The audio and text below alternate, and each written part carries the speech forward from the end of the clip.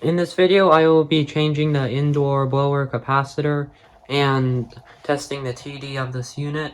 I will record a short for the defrost cycle since I cannot test that right now. Last video, the blower motor capacitor, that's just the component right there, tested bad at 5 out of 7.5 microfarads, so I'll start by changing that.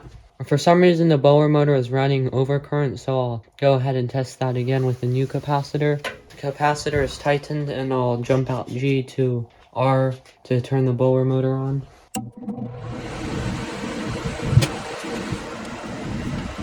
So that definitely did something to decrease the current, but it's still running overcurrent, so that's a concern that I'll note on the report.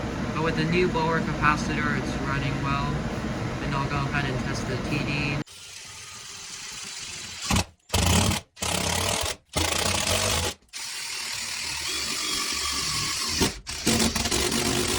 So now it's ready to test TD, and when I get a manometer, I'll test static pressure. Since this is a York unit, it is powered to heat because it uses the O terminal. So I only need to jump out Y to R and G to R to turn on the indoor blower and compressor outside. This is a heat pump. Keep in mind that this is de-energized right now. I do not recommend this if this is energized. Nothing is happening, which is not supposed to happen. The indoor blower should be on as G has jumped to R. So it is possible. So that was brown, not red. I had it jump to, so now it should turn on and I'll wait for the time delay to go off on the outdoor unit. So the return temperature is somehow like 65 Fahrenheit. 77 minus 65 is a 12-degree temperature split. The discharge line took some time to warm up. It's starting to get a little bit warmer. Now I will test the temperature rise with the gas backup by jumping W to R. W is jumped to R, and I will turn on the furnace. Draft inducer on first. There's some debris in the flue pipe. I don't think you can hear it as well when I was reviewing the footage for the other video. Once the pressure switch proves, the hot surface igniter turns on, which you can't really see from here. And the gas valve just opened, so it's now firing. And that looks good.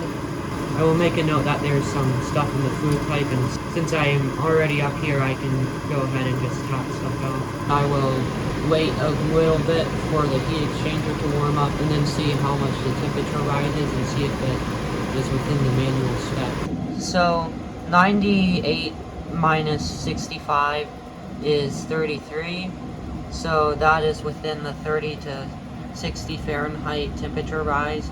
This is a 60K furnace on a 3-ton system, and it's an 80% furnace, so it will be slightly hotter, I've heard, but it will have only 48K BTUs of output.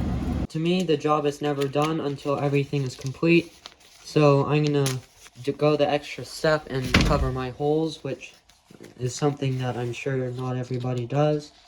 I'll rip this in half and put half on the return,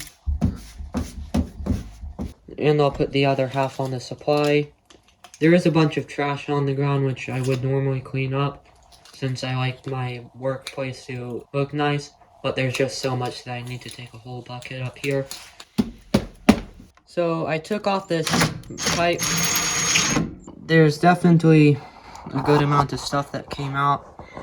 Some dead insects and like just random debris, and also some, I guess, ash, So that was checking the TD on the furnace, changing the indoor blower capacitor, and seeing what debris was in the flue pipe that was causing it to be very loud. I have a Discord server, link is in the description, please subscribe.